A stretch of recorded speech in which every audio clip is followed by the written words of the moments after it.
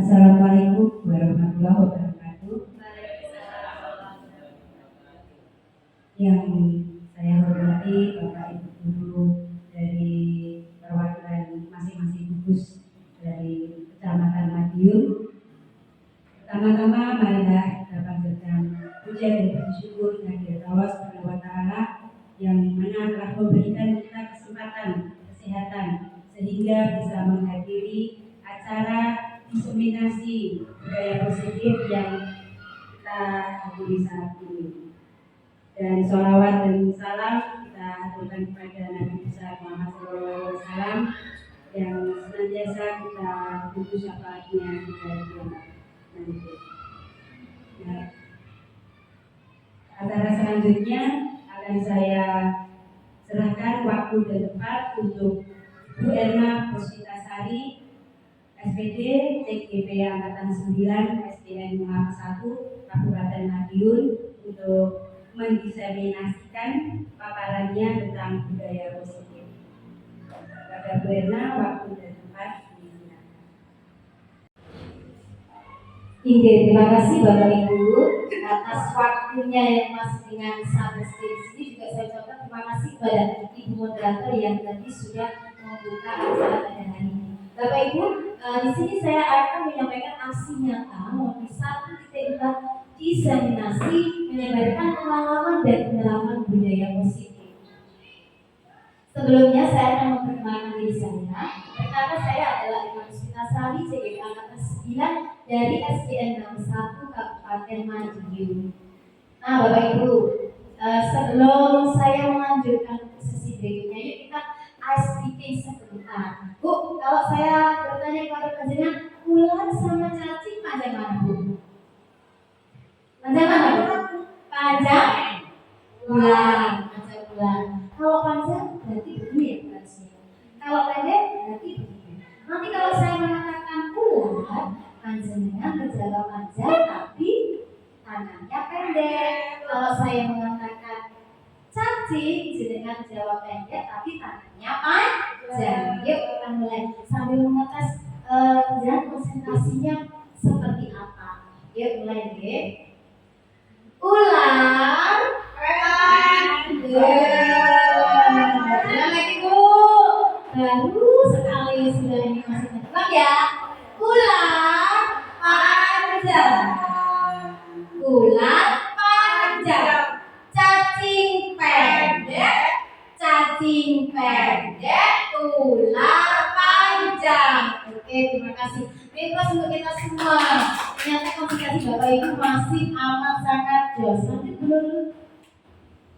Nah, Bapak Ibu, di sini saya akan memaparkan kepada panjenengan ada 8 konsep inti budaya positif yang diantaranya yaitu 1 perubahan paradigma belajar, kemudian ada disiplin positif, nilai-nilai kebajikan, kebutuhan dasar manusia, motivasi perilaku manusia, posisi kontrol dulu, keyakinan kelas, dan yang terakhir adalah segitiga restitusi. Lanjut. Nah, Bapak Ibu, apa sih yang dimaksud dengan pembelajaran dengan paradigma baru?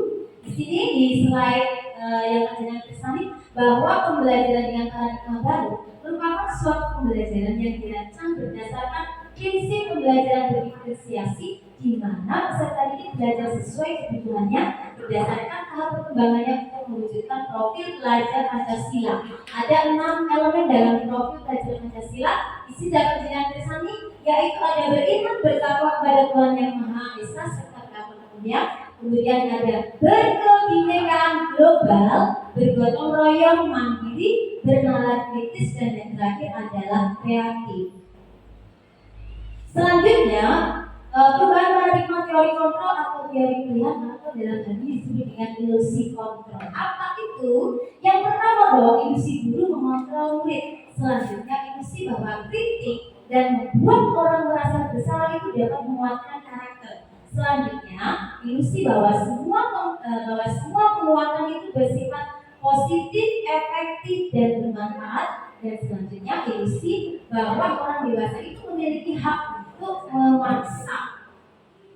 Nah, bagaimana mengubah paradigma stimulus respon pendekatan teori kontrol? Ini ada beberapa contoh stimulus respon yang kemudian diubah menjadi sebuah teori kontrol atau pilihan. Untuk yang pertama, dalam stimulus respon bahwa kita mencoba mengubah agar orang berpandangan sama dengan kita. Artinya apa? Kita memaksakan kehendak kita bahwa kamu harus sama dengan saya, kamu harus mendapat dengan saya. Namun pada teori kontrol hal ini sangat berbeda, bahwa kita berusaha memahami pandangan orang lain tentang dunia. Selanjutnya pada stimulus respon, perilaku buruk dilihat sebagai suatu kesalahan. Artinya apa?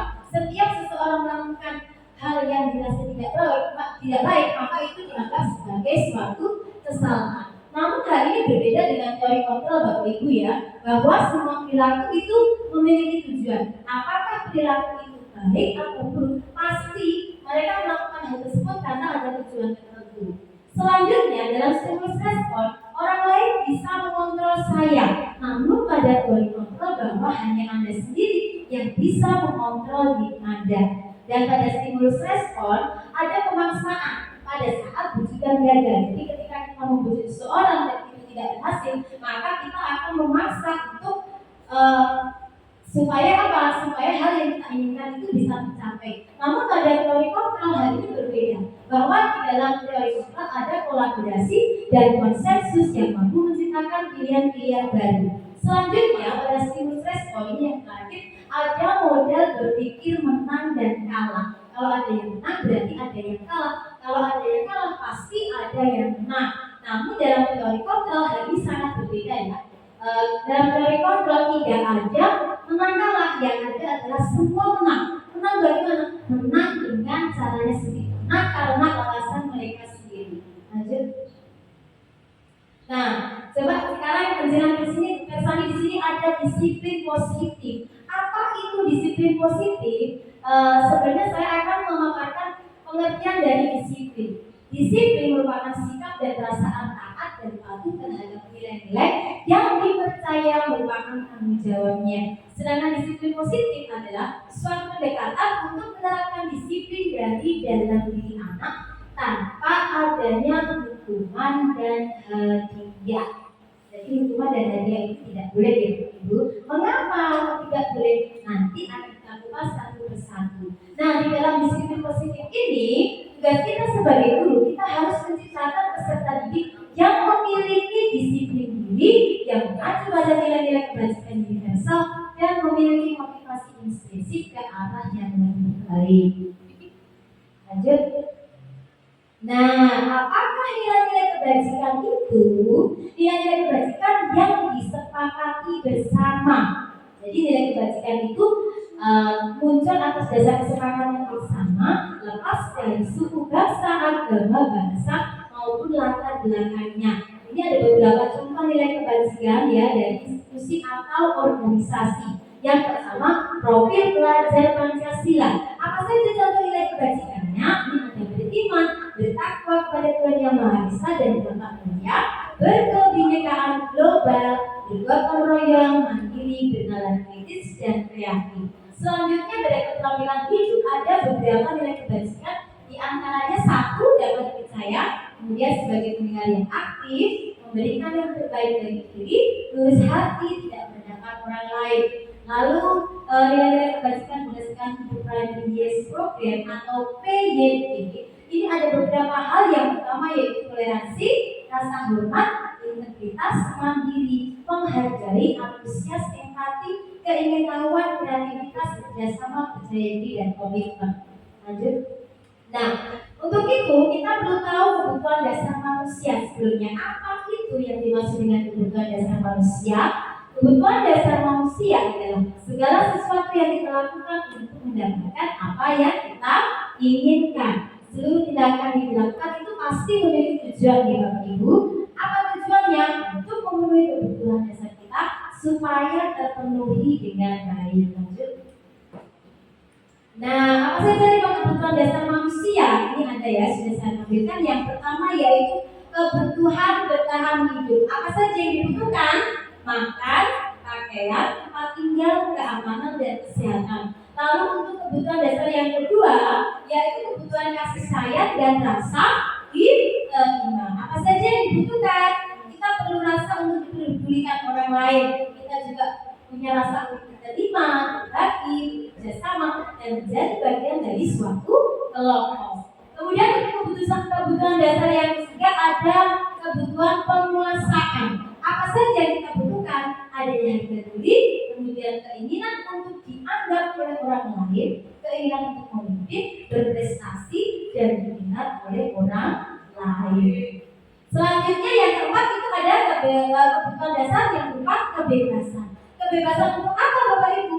Untuk memiliki pilihan, juga mencoba hal-hal yang baru. Dan yang terakhir ini kebutuhan yang dibutuhkan manusia itu sebenarnya murah tapi terkadang sulit didapatkan, yaitu kesenangan. Wujud dari kebutuhan dasar kesenangan antara lain bermain, antusias, tertawa, humor, dan hiburan. Tertawa itu Bapak Ibu murah ya, kita tidak modal istilahnya, tapi kalau suasana hati kita tidak bagus, tidak baik, otomatis kebutuhan dasar yang kita butuhkan tidak akan terpenuhi. Jadi jangan jadi orang yang jutek ya, kita harus selalu tersenyum. Nah, motivasi perilaku manusia, ada dua jenis motivasi seseorang atau manusia itu melakukan perilaku, motivasi internal dan motivasi eksternal. Adapun motivasi eksternal itu tujuannya apa? Untuk menghindari ketidaknyamanan atau hukuman. Jadi seseorang melakukan suatu perilaku karena dia tidak ingin dihukum. Misalnya, saya mengerjakan PR kemarin di BPS sama Bu Erna, tapi nanti kalau tidak mengerjakan dihukum, saya mengerjakan aja. Nah, itu termasuk apa? Motivasi atau perilaku manusia bersifat eksternal. Kemudian yang kedua, contoh dari motivasi eksternal itu tujuannya untuk mendapatkan imbalan penghargaan dari orang lain. Misalnya, nanti kalau sudah selesai lebih awal, yang paling awal selesai mengerjakan, Bena kasih hadiah. Pasti anak-anak itu akan dengan cepat dan sigap menyelesaikan tugasnya karena apa? Ingin mendapatkan iming-iming dari guru. Nah, itu termasuk motivasi eksternal. Lalu bagaimana dengan motivasi internal Bapak Ibu? Motivasi internal itu ya untuk menjadi orang yang mereka inginkan dan menghargai diri sendiri dengan nilai-nilai yang mereka percaya. Lanjut dulu. Selanjutnya ada hukuman, konsekuensi, dan restitusi. Apakah perbedaan dari ketiganya? Hukuman itu tidak terencana, datangnya tiba-tiba dan terjadi atau bersifat satu arah, dan hukuman berupa fisik dan psikis. Apa maksudnya hukuman itu bersifat satu arah? Artinya dibuat oleh pihak satu untuk disepakati atau untuk dipatuhi oleh pihak yang kedua tanpa menanyakan kepada pihak kedua apakah pihak kedua itu setuju atau tidak dengan pernyataan-pernyataan tersebut. Itu contoh, itu ciri-ciri dari hukuman. Kemudian konsekuensi. Konsekuensi itu terencana, disepakati, tetapi tetap murid merasa dibuat tidak nyaman karena apa? Walaupun sudah ada kesepakatan, mereka merasa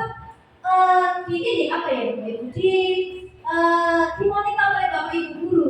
Nanti kalau kamu menjelaskan tembok, besok orang kamu suruh ke sekolah mengecat tembok atau mengajar di kelas. Itu jadi tetap anak itu merasa tidak nyaman. Kalau apa mendekati dinding sekolah misalnya, nanti dikira lewat tembok sama Bu Ena, orang tua saya dipanggil seperti itu. Lalu bagaimana dengan restitusi? Restitusi merupakan proses menciptakan kondisi bagi murid untuk memperbaiki kesalahan, ya, juga proses kolaboratif yang mengajarkan kepada murid untuk mencari solusi dirinya sendiri. Ketika mereka membuat kesalahan, mereka sendiri yang akan solusi. Apa yang seharusnya mereka lakukan supaya kesalahan itu tidak terulang lagi? Lanjut. Nah, di sini ada posisi kontrol seorang guru itu ada 5 ya Bapak Ibu. Yang pertama adalah posisi sebagai penghukum, yang kedua membuat merasa bersalah, yang ketiga sebagai teman, yang keempat sebagai pemantau, dan yang kelima sebagai manajer. Jadi kita akan kupas satu persatu seperti apa kelima jenis teori kontrol guru tersebut. Saya langsung mengaplikasikan ke suatu kasus. Lanjut Bu. Nah ini ya, saya akan menerapkan 5 posisi kontrol seorang guru dengan sebuah kasus, yaitu seorang siswa yang makan di kelas saat pelajaran. Kapan kita memposisikan diri kita sebagai penghukum? Yaitu ketika kita mendapat laporan dari murid atau kita tahu sendiri murid kita makan di kelas. Pasti jenengan seperti ini. Ayo maju sini. Kamu itu makan di kelas waktu pelajaran. Nah sekarang berikan hukum berdiri di depan, kakinya diangkat satu. Betul apa betul begitu Bu? C. Nah seperti itu ya. Ternyata itu tidak benar. Itu juga termasuk posisi kontrol, tapi ternyata itu kurang tepat. Saya juga baru tahu sekarang setelah saya mengikuti program guru penggerak ini, lambat laun sedikit demi sedikit saya paham. Oh ternyata yang saya lakukan selama ini kurang tepat, tidak benar, dan kayak ini Bu, malu-malu sendiri. Karena apa? Oh selama ini berarti saya itu sendiri mendukung kepada diri saya. Nah seperti ini ya. Kemudian bagaimana kita memposisikan diri kita sebagai pembuat merasa bersalah? Kalau kita kasusnya murid kita makan di kelas, pasti akan timbul pertanyaan begini kepada murid kita. Guru kan sudah mengingatkan sama kamu toh, tidak boleh makan di kelas. Mesti dibilang lagi kamu tidak perhatikan, mesti makan di kelas. Susah sekali dibilang. Itu kita sudah memposisikan diri kita sebagai pembuat merasa bersalah. Siapa yang merasa bersalah? Kita atas pernyataan yang kita ucapkan kepada mereka. Lanjut. Nah, posisi yang ketiga, manakala kita memposisikan diri kita sebagai teman, yang kita ucapkan ke siswa akan berbeda lagi. Ayolah Pak, ayo boleh, kamu harus mengikuti aturan di kelas. Sudah dibilang Ibu Yanto, jangan makan di kelas. Kamu bisa dulu laki-laki ya, besok kalau makan di rumah berangkat itu sudahnya. Jadi di kelas tidak makan waktu belajar. Itu kita memposisikan diri kita sebagai teman. Lalu bagaimana ketika kita memposisikan sebagai pemantau? Nanti pernyataan sudah berbeda lagi Bapak Ibu. Belum Bu, balik. Nah, pasti kita gini. Kamu itu sudah melanggar aturan sekolah. Kamu tahu konsekuensinya kalau makan pada waktu pelajaran. Itu berarti kita memposisikan diri kita sebagai pemantau. Ngawasi terus ke anak didik kita. Kalau melakukan pelanggaran ini konsekuensinya nanti. Berarti kita sudah memposisikan diri kita sebagai pemantau. Nah, kelas 1 posisi apa itu? Nah, ini posisi terakhir seorang guru sebagai manajer. Bagaimana posisi guru sebagai manajer ketika menghadapi kasus siswa yang makan di kelas saat pelajaran? Pasti seperti ini, bukan lagi memarahi, bukan lagi menyalahkan anak, bukan lagi menghukum anak, tapi akan tertimbul atau memberikan pertanyaan kepada anak seperti ini. Kamu tahu tidak kesalahanmu apa, Lin? Misalnya anaknya menjawab, ya Bu, tadi saya makan di kelas. Ya sudah, kira-kira bagaimana caranya supaya kamu tidak makan di kelas lagi? Besok saya makan di rumah dulu sebelum berangkat. Nah, seperti itu ya, berarti kita memposisikan diri kita sebagai manajer. Sebentar, dulu. Dari 5 posisi kontrol guru tadi, secara tidak langsung, panjenengan sudah pernah melaksanakan posisi tersebut ya? Kadang-kadang menghukum, kadang-kadang juga mengajak, artinya menemani anak-anak bermain, kadang-kadang juga mantau, kadang-kadang juga menyalahkan anak, kadang-kadang juga berperan sebagai manajer. Dari kelima posisi kontrol ini sebaiknya sebagai guru kita mengambil peran sebagai manajer. Lanjut dulu. Nah, Bapak Ibu sekarang coba perhatikan, saya punya beberapa pernyataan kira-kira setelah tadi saya menyampaikan kepada penjenengan tentang posisi kontrol. Kira-kira penjenengan ketika mengatakan ini dari posisi kontrol apa ya? Ibu sangat kecewa dengan kamu. Apa tuh? Kecewa. Ibu sangat kecewa dengan kamu. Pemantau atau teman atau manajer atau apa Bu? Nanti itu juga saya kira-kira sendiri. Kira-kira apa itu? Selanjutnya yang kedua Bu. Kalau ada pernyataan seperti ini, kenapa kamu tidak pernah benar melakukannya? Salahkan saja. Apa Bu? Membuat merasa bersalah ya. Jadi kita itu cenderung menyalahkan mana saja tanpa bertanya mengapa dia melakukan itu. Selanjutnya, ayo nak lakukan demi bapak atau ibu ya. Besok saya bilang lagi. Apa kira-kira? Teman, selanjutnya kamu tidak akan naik. Nah ini sadis ini biasanya seperti itu. Saya dulu sudah begitu Bapak Ibu soalnya. Kamu tidak akan naik kelas kalau kamu tidak mau belajar. Kamu kalau tidak mengerjakan soal, kamu tidak boleh pulang. Nah itu apa Bapak Ibu kira-kira? Menghukum saja. Seperti apa itu nanti? Lanjut Bu. Nah, untuk itu dalam menghadapi kelima posisi kontrol itu kita perlu membuat keyakinan kelas. Mengapa keyakinan kelas dan mengapa bukan peraturan kelas? Saya akan menjelaskan kepada panjenengan perbedaan antara keyakinan kelas dan peraturan kelas. Nah, perbedaan peraturan kelas dan keyakinan kelas, kalau peraturan itu biasanya terbit tanpa persetujuan dari objek yang harus melaksanakan. Kalau di kelas berarti objeknya siapa? Murid, gitu. Jadi peraturan itu sudah ada. Siswa kelas 1 dilarang mencoret-coret tembok. Siswa kelas 1 dilarang ramming. Siswa kelas 1, saya kelas 1 dilarang membuli temannya, itu seperti itu. Tapi kalau keyakinan kelas itu dibuat berdasarkan persetujuan dari dua pihak, siapa? Guru dan murid. Guru dan murid itu bersama lalu membuat suatu kesepakatan yang menjadi keyakinan kelas. Artinya apa?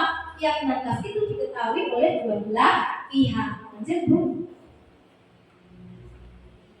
Selanjutnya, peraturan kelas itu berupa pernyataan-pernyataan yang dibuat dalam bentuk kalimat negatif. Kalau kalimat negatif itu berarti ada kata tidak, dilarang. Dilarang mencontek, dilarang terlambat, dilarang membolos, dilarang membuli teman. Terlalu banyak kata dilarang. Namun pada keyakinan kelas, kata dilarang itu tidak ada, Bapak Ibu, sudah menjadi kalimat positif ya. Merupakan kalimat pernyataan-pernyataan universal yang dikemas dalam bentuk kalimat positif. Lanjut.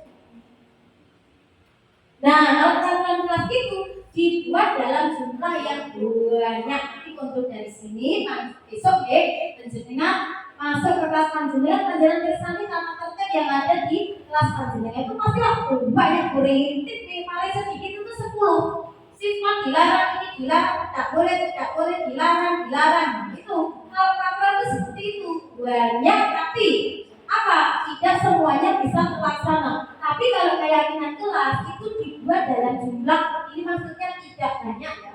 Dibuat dalam jumlah tidak banyak sehingga mudah diingat dan dipahami oleh semua warga kelas. Lanjut. Nah, dalam peraturan kelas itu ya merupakan sesuatu yang harus dipatuhi di lingkungan kelas tersebut, tidak boleh dilanggar. Peraturan harus dipatuhi, kalau dilanggar mendapat hukuman. Tidak boleh mencontek, siswa mencontek nilainya 0. Tidak boleh membuli teman, siswa membuli disekat. Itu kalau peraturan. Tapi kalau dalam keyakinan kelas merupakan sesuatu yang diterapkan, jadi menjadi sebuah kebiasaan yang diterapkan di lingkungan kelas tersebut tanpa adanya kata dilarang. Lanjut. Peraturan kelas dibuat oleh guru tanpa melibatkan siswa atau peserta didik. Kalau tahu ketika anak kelas 1 naik di kelas 2 sudah terpampang di tembok tata tertibnya ini, peraturannya ini. Nanti naik ke kelas 3 sudah ada di tata tertibnya ini, peraturannya ini. Seperti itu. Tapi kalau keyakinan kelas pembuatannya melibatkan semua warga kelas melalui kegiatan surat pendapat. Nah, seperti itu. Lanjut. Nah, kalau peraturan kelas itu digunakan turun-temurun. Turun-temurun itu maksudnya kelas 1 peraturannya itu, kelas 2 dikopi lagi, tanda tangani wali kelas yang baru, seperti itu lagi. Sama karena kelas 1 sampai dengan kelas 6 itu kadang-kadang peraturannya sama, hanya berbeda ditempatkan di kelas 1, kelas 2, tapi isinya sama. Namun kalau keyakinan kelas ditinjau kembali dari waktu ke waktu sesuai dengan kondisi siswa di kelas itu. Lanjut. Nah, ini saya beri contoh ya perbedaan antara peraturan kelas dan keyakinan kelas. Contoh peraturan kelas seperti yang sudah saya sampaikan, dilarang membolos, dilarang mencontek, dilarang makan di kelas, dilarang. Sedangkan keyakinan kelas itu contohnya disiplin. Disiplin itu bukan kalimat negatif, tapi di dalam disiplin itu membuat dilarang membolos. Ini juga termasuk apa? Menerapkan disiplin. Jika anak itu menerapkan dalam dirinya berdisiplin, otomatis dia tidak akan datang terlambat, dia tidak akan membolos. Terus kemudian ada saling menyayangi. Secara saling menyayangi di sini artinya berarti kepada teman tidak boleh, kalau bahasa Jawa menari, nggak boleh beli, nggak boleh ngeloni. Secara otomatis dalam keyakinan kelas ini hal-hal yang dirasa tidak baik pasti akan apa dihindari oleh anak-anak. Terus keyakinan kelas yang ketiga contohnya tanggung jawab. Lanjut. Nah, bagaimana pembentukan keyakinan di kelas? Keyakinan kelas itu bersifat abstrak dan berupa pernyataan universal, dibuat dalam pernyataan positif, tidak perlu banyak, yang penting mudah diingat, lalu sesuai dengan kondisi kelas dan melibatkan semua warga sekolah atau warga sekolah dalam pembuatannya. Kalau keyakinan kelas berarti melibatkan warga kelas, siapa? Guru dan murid. Lanjut.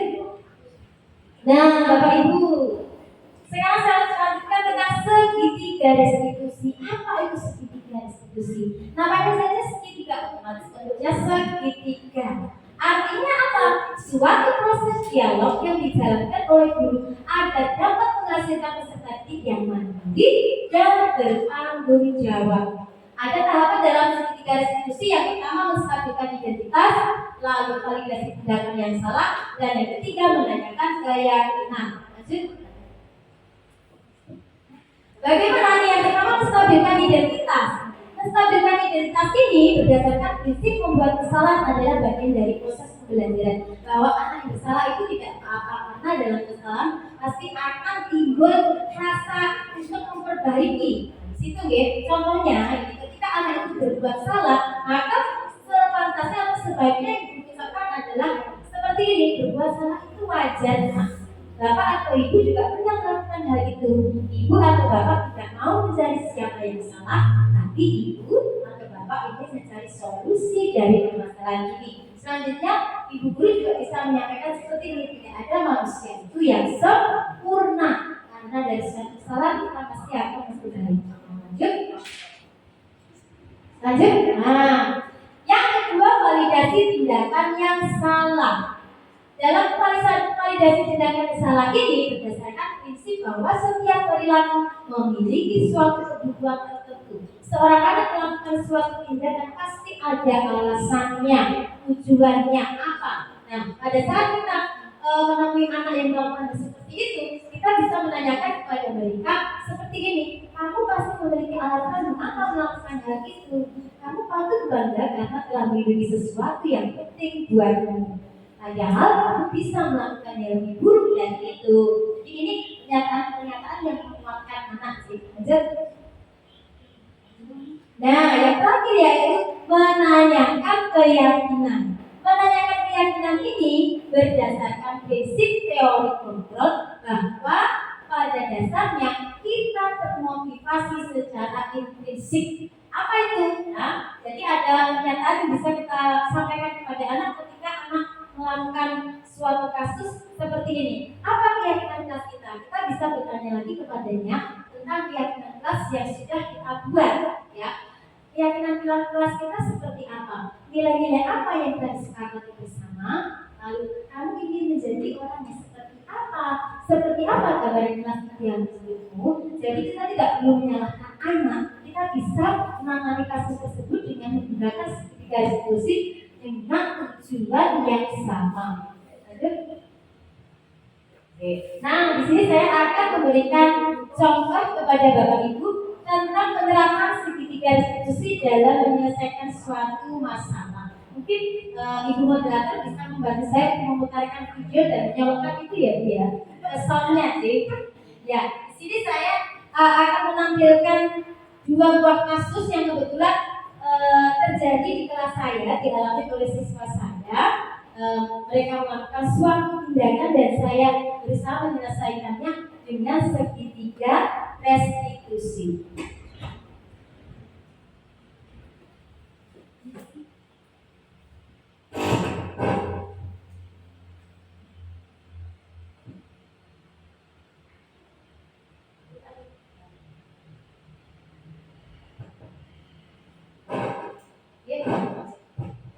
Ya, monggo Bapak Ibu sambil sama nih. Cek. Ini ya.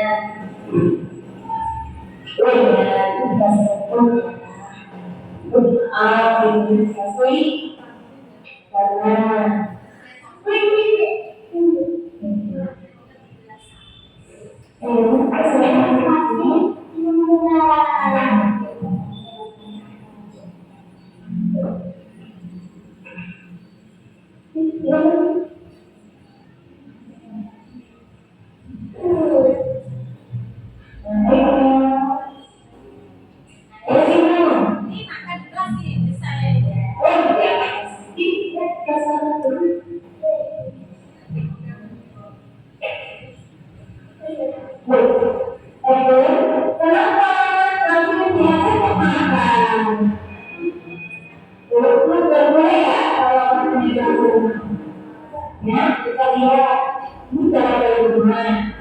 Ya, itu kamu kenapa kamu bilang sebenarnya berbicara tentang orang pacaran dan komunitas ya, boleh pergi ke dalam istri,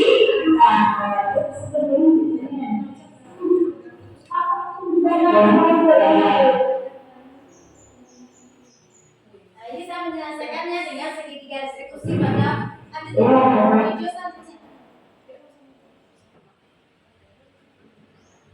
Nah itu.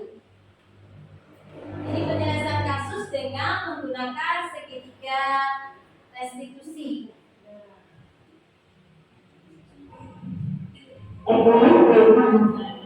tapi kenapa kamu itu kelas? Kamu akan ini tahu juga, ini apa ya? Ini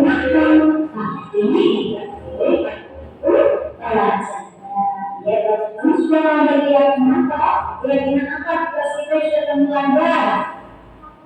Bukan itu. Kira-kira setelah kejadian ini bagaimana? Ulang lagi. Terus kira-kira itu bagaimana supaya kita lakukan di kelas?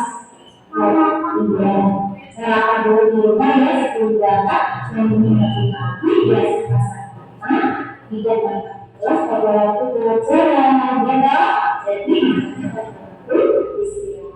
ya kira-kira kita lagi bagaimana ini ketuanya gimana sih ya sudah jadi dulu yang Ini kasus yang kedua Bapak Ibu.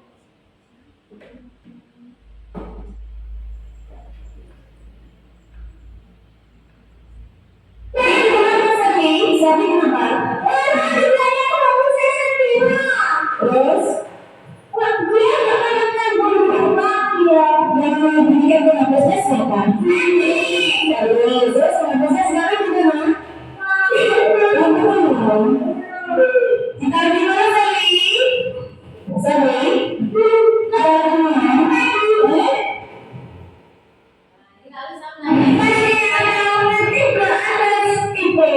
Jadi masalah nanti sebenarnya terus kok bisa yang memberikan seri siapa yang ada buktinya?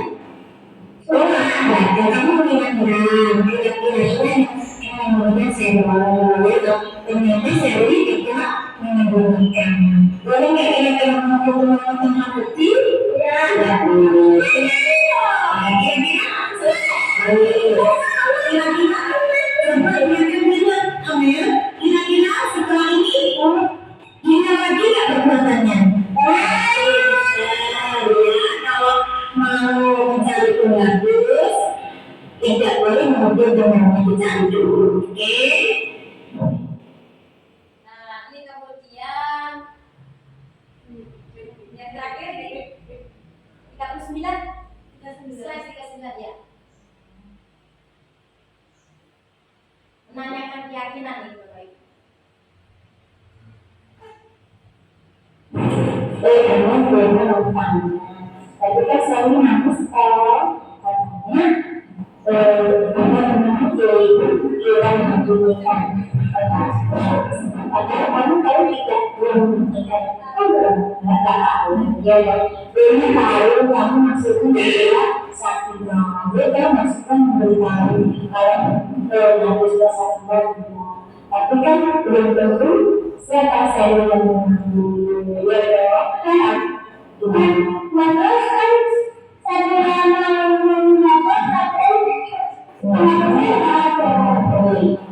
Berarti kalau kita tidak tahu betul dan betul siapa, boleh tidak kita ya.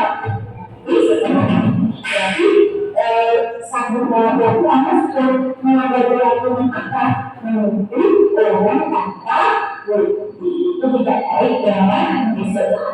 Ini kalau mau istilahnya ini mengambil apa tidak harus ada bukti. Terus nanti kalau memang suatu saat kamu mengambil kehidupan milikmu, kamu harus bagaimana sih kamu? melanggar sama menguasai kebudayaan atau namanya diskriminasi kalau mengambil barang bukan ya mengambil barang bukan manusia itu berdosa. Makanya di sini tak berjuang pikiran harus kumpul sama Tuhan. Ya, kalau itu sama Tuhan.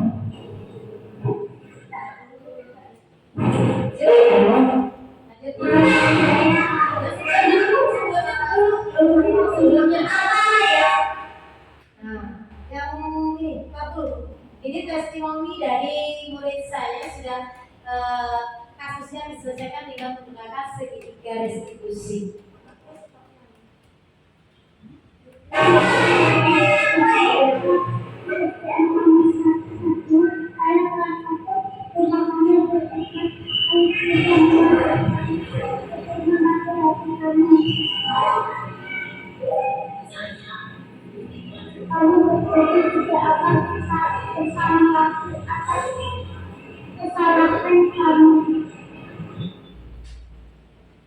Selanjutnya testimoni.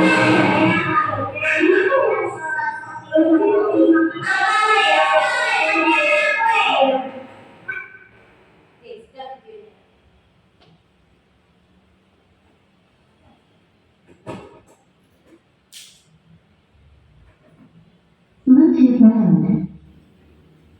Lanjut dulu. Itu tadi dua contoh kasus yang penanganannya dengan menggunakan segitiga restitusi dan juga ada testimoni dari kedua murid saya. J. Selanjutnya, sebelumnya ini ya sebelum saya akan berikan petunjuk kepada penjenengan bahwa dalam penerapan program disiplin positif, hendaknya kita sebagai guru memiliki dasar kepribadian, profesional dan sosial yang baik, di mana guru mampu merefleksikan dirinya dalam posisi kontrol saat ini. Guru sebagai manajer harus memiliki sifat among, yaitu apa? Mampu menuntun muridnya untuk menjadi manusia yang mandiri, bertanggung jawab, dan merdeka. Nah, Bapak Ibu, kira-kira demikian presentasi yang bisa saya sampaikan. Nanti setelah ini mungkin ada unek-unek atau pertanyaan yang mau Bapak Ibu sampaikan, monggo dipersilakan pada sesi tanya jawab. Terima kasih atas perhatiannya. Wassalamualaikum warahmatullahi wabarakatuh. Waalaikumsalam warahmatullahi wabarakatuh. Baiklah Bapak Ibu, demikian tadi budaya positif yang telah dipaparkan Bu Lena Puspitasari. Mungkin ada satu dua pertanyaan yang akan disampaikan. Saya buka sesi pertanyaan. Monggo Bapak Budi. Terima kasih untuk waktu yang banyak. Nama saya Budi. Saya ingin bertanya, bagaimana cara menghadapi anak didik yang melakukan pelanggaran berulang di SDN Langsar? Terima kasih Pak Budi. Mungkin Bu Erna bisa berkenan dijawab dari apa yang ditanyakan oleh Pak Budi. Ya, terima kasih Pak Budi atas pertanyaan yang sangat menarik sekali. Ini sebelumnya saya kasih cerita sedikit ya. Terkait dengan tadi pertanyaan penjenengan, bagaimana cara mengatasi siswa yang melakukan pelanggaran berulang. Kalau sebelum saya ikuti program guru pembela itu jelas Pak, saya hukum. Melanggar ya saya hukum. Sehari dia melanggar ya saya hukum. Besok melanggar lagi saya hukum lagi. Namun setelah saya mengikuti program PGP, program guru pembela ini, ternyata menghukum itu bukan solusi yang tepat. Apa yang harus kita lakukan manakala siswa kita melakukan pelanggaran? Nah, di sini posisi kita sebagai seorang guru, kita itu harus ngomong, ya. Kita itu harus ngomong kepada anak didik kita bahwa setiap anak yang melakukan pelanggaran itu pasti ada alasannya. Pelanggaran itu sendiri kan sebenarnya hal tidak baik ya Pak, tapi kita harus mencari tahu mengapa anak itu melakukan pelanggaran. Nah, kita harus menghargai jawaban dari mereka. Kita kirim dengan menggunakan segitiga restitusi. Kita dikasih anak, lalu kita memberikan pemahaman kepada mereka bahwa setiap orang itu pasti pernah melakukan pelanggaran. Nah, kembali lagi kita sampaikan kepada anak-anak keyakinan kelas yang sudah kita buat seperti apa kita bisa merangkul anak didik kita untuk menyelesaikan permasalahan itu dengan menggunakan segitiga restitusi, supaya anak itu bisa memahami dari dirinya sendiri bahwa mereka itu melakukan tindakan yang tidak tepat secara otomatis akan memperbaiki dengan sendirinya. Jadi kuncinya satu Pak, kita tidak boleh bosan karena bosan itu haram ya bagi kita untuk apa ya? Ketika melakukan kesalahan itu kita juga harus posisi kita sebagai ngomong kepada anak itu harus kita terapkan setiap hari, setiap saat sesuai dengan filosofi Ki Hajar Dewantara. Seperti itu Pak Budi. Terima kasih penjelasan tadi dari Bu Erna. Mungkin Pak Budi sudah puas atau ada yang ditanyakan lagi? Terima kasih untuk paparannya, sangat puas sekali. Terima kasih. Mungkin ada yang lain dari Bapak Ibu Guru yang mau bertanya? Oke, monggo. Terima kasih atas waktu yang diberikan kepada saya. Izin berita, saya Bu Eni Karayu dari SD Terbuka. Izin tanyakan. Menurut Bu Erna, bagaimana cara penjelasan mengubah peraturan yang ada menjadi keyakinan atau kesepakatan kelas yang telah disepakati oleh seluruh? Terima kasih. Baik, terima kasih Bu Edi atas pertanyaannya. Monggo Bu Erna diberi jawab. Terima kasih Bu Yani atas pertanyaannya. Ini guys, saya sampaikan sebelumnya bahwa dalam budaya positif itu sebenarnya memang sebelumnya kita menggunakan atau kita membiasakan anak-anak dengan peraturan ikhlas, dengan berbagai dari peraturan dilarang ini, dilarang itu, bla dan ternyata itu tidak benar, itu tidak diperbolehkan. Kita tidak boleh membuat peraturan kepada anak karena akan apa? Posisi kontrol kita sebagai seorang guru itu akan terlihat bahwa kita sebagai penghukum atau kita sebagai membuat merasa bersalah atau kita sebagai pemantau akan timbul di situ. Padahal kita tidak boleh seperti itu. Makanya kita mengubah dari peraturan menjadi keyakinan itu dengan cara bagaimana? Yuk kita duduk bersama dengan anak didik kita. Kita membuat kesepakatan yang diketahui oleh dua belah pihak. Siapa? Kalau dalam skup kelas itu ya antara guru dengan murid. Sebagai contoh, saya beri satu contoh peraturan itu misalnya dilarang mencontek. Itu sebuah peraturan. Tadi sudah saya sampaikan pada bapak saya bahwa perbedaan antara peraturan dan keyakinan itu, kalau peraturan itu kalimatnya negatif. Kalimat negatif itu bagaimana? Dilarang mencontek, dilarang ramai, dilarang datang terlambat, dilarang memberi teman dan lain sebagainya. Kita buat tujuannya sama, melarang anak untuk tidak mencontek. Tapi bagaimana kita ubah menjadi sebuah keyakinan? Contohnya dari dilarang mencontek menjadi disiplin. Disiplin itu kan banyak sekali. Apa salah satu contohnya? Yaitu mengerjakan soal dengan tidak mencontek, atau bisa juga kita ubah menjadi sebuah keyakinan dari dilarang mencontek menjadi kejujuran. Dengan kejujuran secara otomatis dia tahu kalau mencontek itu salah, kalau mencontek itu berdosa, maka dia akan mengubah pola pikir mereka dari yang tadinya mencontek menjadi saya harus mengerjakan soal dengan kejujuran. Bagaimana cara mengerjakan dengan soal dengan kejujuran? Ya dia tidak mencontek. Jadi itu perbedaan antara peraturan dan keyakinan. Kalau peraturan itu satu pihak saja, artinya dibuat oleh guru, siswa mau tidak mau, suka tidak suka, dia harus patuh. Kalau tidak patuh pasti kena hukuman. Tapi kalau keyakinan itu dibuat berdasarkan kesepakatan antara guru dan siswa sehingga tahu sama tahu. Mungkin seperti itu yang bisa saya sampaikan Bu Eni. Terima kasih Bu Erna, penjelasannya sangat menginspirasi bagi kami. Terima kasih. Baik, mungkin nanti masih ada 1-2 pertanyaan. Mungkin ya, Bu Eni, monggo.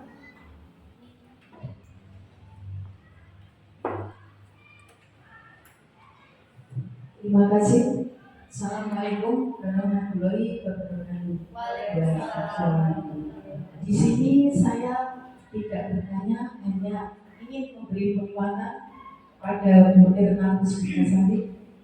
Terima kasih untuk paparannya hari ini, sangat bagus, dan ini termasuk ilmu yang bagus juga untuk saya pribadi. Ya, semoga paparan dari Ibu Erna Puspitasari ini bisa ditindaklanjuti dan diimplementasikan di sekolah-sekolah, khususnya di di SD Mam 1 di mana Bu Erna Puspitasari bertugas, dan semoga ini mendapat dukungan dari Bapak Ibu guru semua, khususnya Bapak Ibu guru yang bertugas di SDN Mam 1. Demikian yang bisa saya sampaikan. Semoga bermanfaat untuk kita semua. Wassalamualaikum warahmatullahi wabarakatuh. Waalaikumsalam Terima kasih Bu Rini. Dengan harapan yang sama, semoga kita bisa menindaklanjuti dari pemaparan Bu Erna tentang budaya positif ini. Tadi sangat menginspirasi untuk kita semua. Baiklah Bapak Ibu, mungkin tadi sudah dibahas dari beberapa pertanyaan. Nah, karena tadi Bu Erna memaparkan budaya positif terlalu panjang, mungkin masih ada beberapa yang kurang bisa dipahami oleh Bapak Ibu. Ada 1-2 poin-poin yang bisa ditanyakan. Ini saya buka lagi termin pertanyaan yang berikutnya. Mungkin Bapak Ibu yang tadi masih kurang puas dengan pemaparan Bu Erna tentang budaya positif bisa mengajukan lagi beberapa pertanyaan pada termin pertanyaan berikut ini. Monggo dipersilakan. Jadi terima kasih, langsung saja Bu Erna. Ini saya juga masih belum memahami, begitu memahami apa tadi yang tadi Erna jelaskan. Ya saya mohon maaf, mungkin karena saya kurang mendengar atau bagaimana, tapi saya mohon konfirmasi kembali. Karena saya tertarik dengan yang tadi penjelasan jelaskan tadi tentang peraturan kelas dan keyakinan kelas. Nah, yang selama ini yang kita tahu di dalam kelas itu yang ada hanya peraturan kelas. Terus terang saja, baru kali ini saya mendengar adanya keyakinan kelas. Dan ini ada beberapa hal tentang peraturan dan keyakinan kelas ini yang saya tanyakan. Yang pertama, apa perbedaannya dari peraturan kelas dan keyakinan kelas? Itu yang pertama. Kemudian, apakah antara keduanya itu tadi saling bersinergi, atau maksudnya ini bisa diajak di kelas atau saling mendukung itu tadi bersinergi, atau apakah yang perlu kita berikan kepada siswa itu hanya salah satu saja sudah mencakup semua? Itu yang menjadi pertanyaan saya tentang peraturan kelas dan keyakinan kelas. Pertama tadi perbedaannya apa? Yang kedua, apakah perannya dari peraturan dan keyakinan itu tadi mereka bersinergi atau harus tetap salah satu? Selanjutnya ada pertanyaan lagi. Nah, ini tadi saya juga melihat panjenengan itu tadi pada saat memaparkan materi tadi panjenengan melaksanakan restitusi. Panjenengan itu mengajar seperti di kelas 1 di kelas rendah. Nah, itu. Sedangkan kita tahu bahwa kelas rendah itu kan kelas awal kelas 1 itu kan merupakan transisi PAUD ke SD. Nah, ini saya kira ada banyak kesulitan. Yang pasti panjenengan hadapi. Nah, ini kira-kira ini tantangan panjenengan itu apa ketika melaksanakan, terutama tentang penerapan disiplin positif kepada siswa panjenengan yang notabene masih masa-masa transisi. Nah, itu yang masih masa-masa transisi yang belum memahami begitu banyak aturan-aturan itu. Tantangannya apa, kemudian solusinya bisa juga panjenengan jelaskan bagaimana menghadapi anak-anak yang seperti itu tadi. Nah, itu saja Bu Erna yang ingin saya tanyakan. Terima kasih. Terima kasih Bu Yuyun. Pertanyaannya hanya 2 Bu Erna, tapi poinnya banyak sekali, banyak tantangannya ini. Monggo menjawab tantangan dari Bu Yuyun. Terima kasih Bu Dian, betul sekali yang panjenengan berikan tadi. Sepertinya juga, tapi bisa selalu menambah banyak pertanyaan, tapi nggak apa-apa diskusi. Itulah gunanya kita dengan sharing di sini, berbagi mungkin dari postingan yang bermanfaat saya bisa melengkapi dan begitu juga sebaliknya. Baiklah, untuk pertanyaan pertama tadi, Buyun bertanya apa perbedaan antara peraturan dan keyakinan. Lalu kalau dalam kelas itu ada peraturan dan keyakinan, mana yang lebih dominan dipakai atau mungkin bisa dipakai dua-duanya, seperti itu sebetulnya pertanyaannya. Baik, saya jawab. Peraturan kelas dan keyakinan. Kalau peraturan, yang poin utama perbedaannya, peraturan itu dibuat dari satu orang untuk orang lain. Ini tadi ya. Kalau keyakinan itu ada karena kesepakatan antara kedua belah pihak. Jadi kalau peraturan itu bersifat memaksa salah satu untuk mengikuti aturan yang telah ditentukan atau yang telah ditetapkan. Kalau keyakinan itu suatu keadaan yang muncul yang menjadi kesepakatan antara kedua belah pihak dan sama-sama sadar untuk melakukan hal itu. Nah, di sini kaitannya dengan yang mana yang harus dipakai di dalam kelas.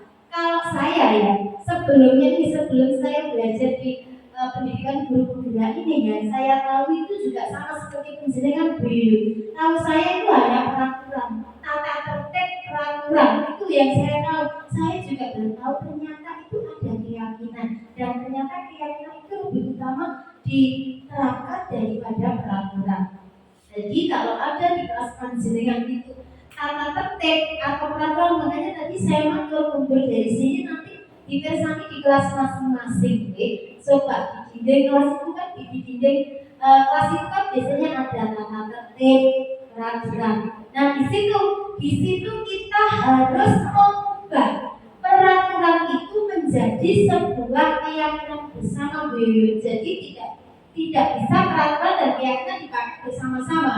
Jadi kalau kita sudah ada peraturan, kita ubah peraturan itu menjadi sebuah keyakinan dengan melibatkan peserta didik kita. Yuk kita ajak duduk bersama, kita ngobrol bersama-sama kira-kira apa yang mau disepakati di kelas itu, gitu loh. Jadi tidak hanya maunya guru saja, tapi juga maunya antara guru dengan muridnya. Kita ajak duduk bersama, curah pendapat. Kamu kalau di kelas ini maunya seperti apa, boleh yuk. Saya kalau kelas 1 seperti itu, gitu.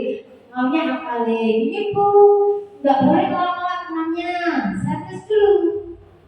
Harus rukun dengan temannya, nggak boleh nolak nih. Apalagi kira-kira yang keyakinan yang harus dilaksanakan di kelas ini. Kalau bu, nggak boleh nyontek. Tes dulu bu. Dari beberapa kesepakatan yang kita dapat berdasarkan surat pendapat dengan siswa kita, itu kita buat menjadi sebuah keyakinan positif ya. Kalau dari tadi ada pernyataan nggak boleh kalau teman, berarti bagaimana solusinya? Harus sayang kepada teman bu, saling menyayangi. Nah itu dari dilarang kalau teman kita ubah menjadi apa? Kasih sayang. Lalu lagi ada nggak boleh nyontek bu, nggak boleh mencuri punya temannya, soalnya seperti menurut saya itu ada. Memang setiap hari alat tulisnya itu selalu hilang, dan hilangnya ternyata berpindah ke tempat pensil temannya. Saya selalu begini loh, penghapus itu tidak punya kaki, tapi kok punyanya Sakila pindah ke tempat pensilnya benda.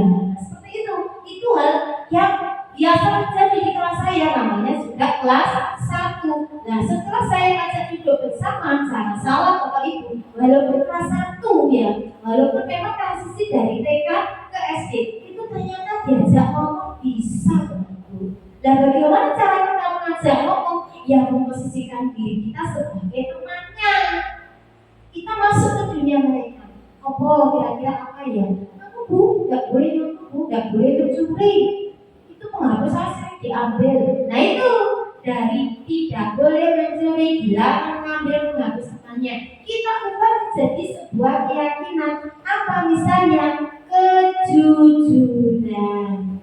Kejujuran itu apa wujudnya? Ya tidak mengadaikan temannya, tidak mencopet. Nah, seperti itu. Misalnya lagi ada, kalau murid saya itu ada Bapak Ibu yang setiap hari itu minta ditemani orang tua, minta ditemani ibunya. Karena kebetulan memang namanya Sherly ini, dua murid saya itu ada yang tidak dari TK, langsung di SD. Jadi memang butuh perhatian ekstra dari mulai cari sebutnya masih nol, artinya belum sama sekali, sampai dengan sosialisasi dengan temannya itu juga kurang. Jadi selalu ditungguin orang tuanya. Terus kemudian ada salah satu teman yang mengatakan, Bu, kalau sekolah itu nggak boleh ditunggu loh. Saya aja ditinggal mama saya loh. Mama saya itu yang ngajar, kebetulan punya guru tahu. Saya juga tidak ditunggu. Saya itu kalau sekolah ibunya mesti ikut masuk. Itu seperti itu Bapak Ibu murid saya. Nah, dari kalimat yang kalau sekolah tidak boleh ditunggu, itu kan sebuah peraturan. Tapi kita ubah menjadi sebuah keyakinan, dari tidak boleh ditunggu menjadi mandiri. Jadi kalau ada peraturan sekolah tidak boleh ditunggu orang tua, tidak boleh contek, tidak boleh berbohong, tidak boleh mencuri, kita ubah menjadi sebuah keyakinan, menjadi disiplin, tanggung jawab, jujur, mandiri. Seperti itu, yaitu pertanyaan yang pertama. Ini Budia sebentar. Karena pertanyaan sepertinya satu tapi ternyata banyak, saya juga jawabnya satu ya banyak, gitu, biar pas, biar seimbang. Kemudian untuk pertanyaan kedua tadi, tantangan tantangan yang dihadapi dalam melaksanakan budaya positif di sekolah. Lalu kalau ada tantangan, solusinya bagaimana? Tidak mungkin dalam kita melakukan segala sesuatu itu tidak ada tantangannya. Ada Bapak Ibu dalam kita melaksanakan budaya positif. Apalagi kembali lagi murid saya itu transisi dari TK ke SD. Otomatis dalam menanamkan budaya positif ini masih kurang maksimal. Karena apa? Bukan mereka tidak bisa berbudaya positif, komunikasinya yang kurang bisa berjalan dengan baik. Lantaran apa?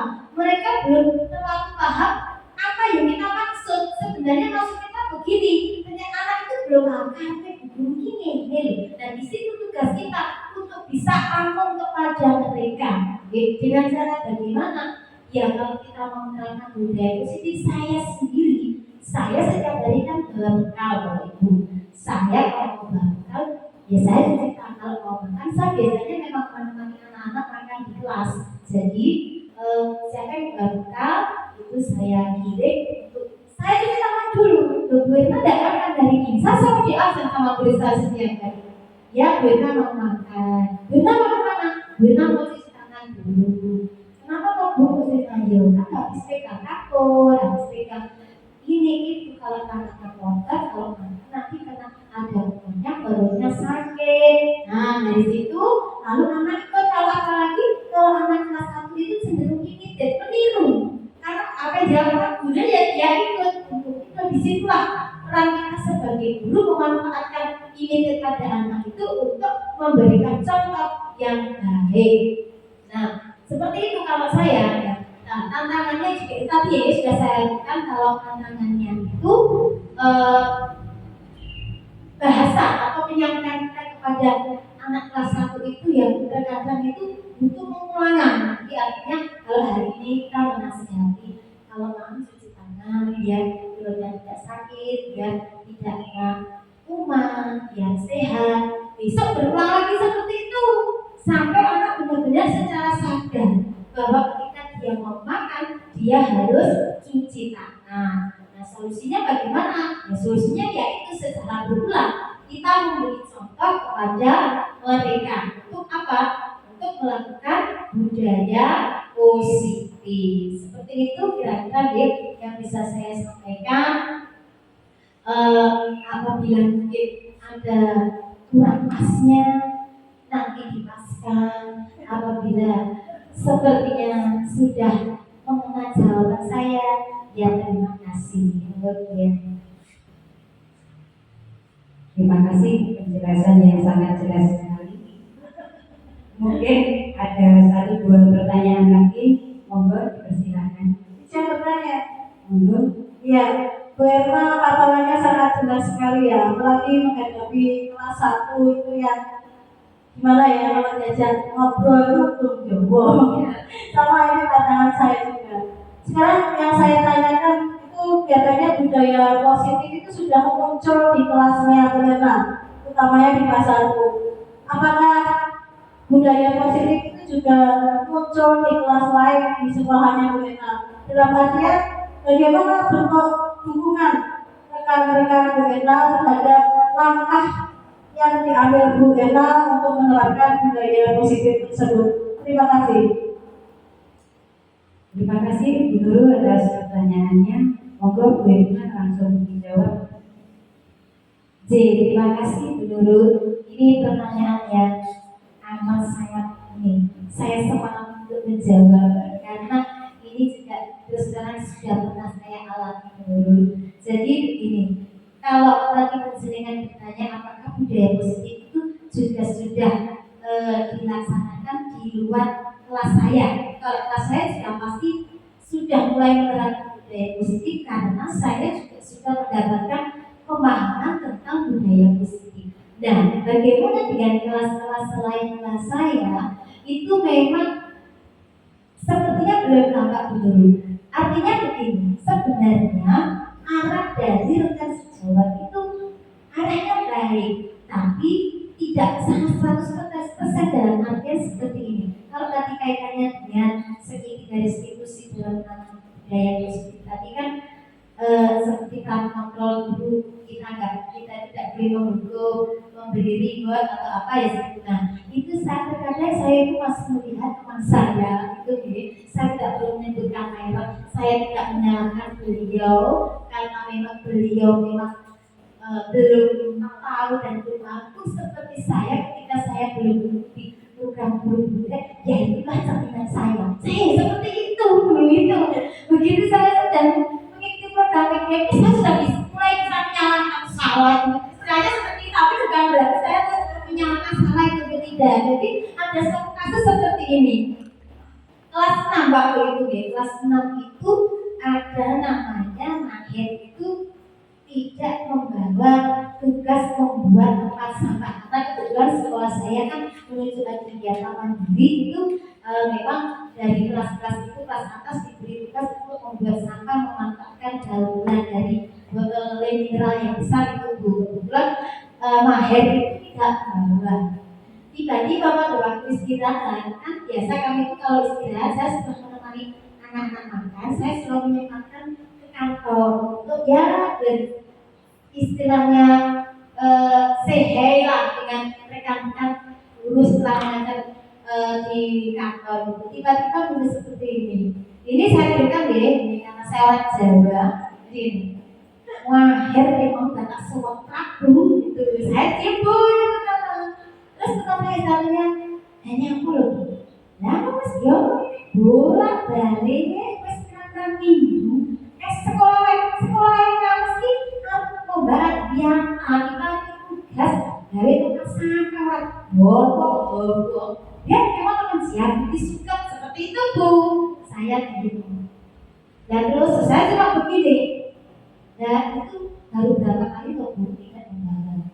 Jadi memakai ini berat kan karena saya lebih muda dari beliau begitu kepada saya ya pakai mbak, ya pakai ini terus dia ngomongin kata ini tempat sampai hijau dan kulit kok orang dibawa tempat sampai alasan basic garing. Terus saya cuma begini, ya itu kan sudah beri alasan kok Bu, tidak apa-apa Bu, sudah jadi tinggal membawa saja besok tidak apa-apa.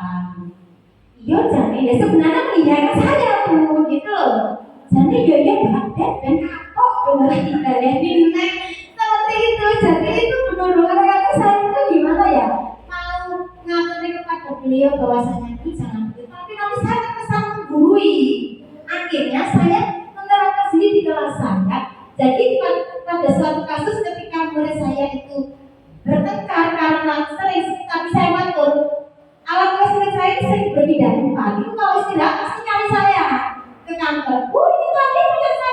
dicetekkan gini dipatahkan Bapak Ibu kalau dicetekkan itu. Lalu saya lulus itu buku saya nggak paham. Kok patah kan masih bisa kok dipakai. Nanti yang ini dipakai, yang patahannya dibuang.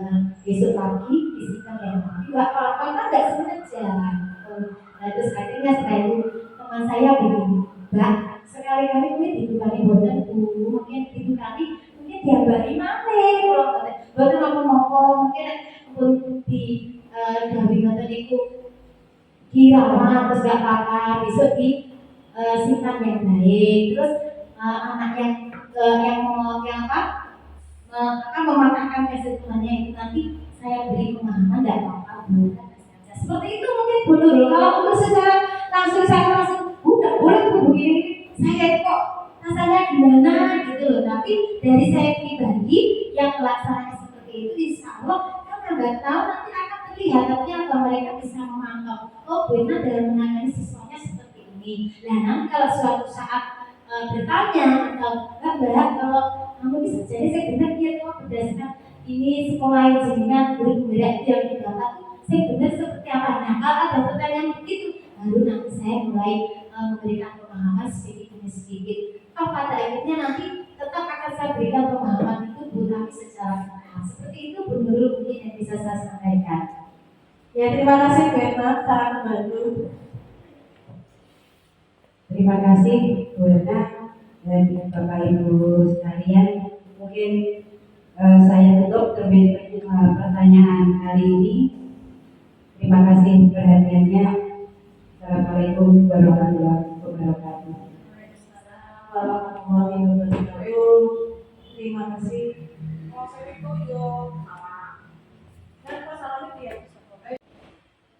Demikianlah tadi Bapak Ibu telah kita lewati bersama pemaparan dari Bu Erna Puspitasari dan beberapa pertanyaan dan penguatan yang sangat menginspirasi bagi kita semua. Terima kasih kehadirannya. Assalamualaikum warahmatullahi wabarakatuh.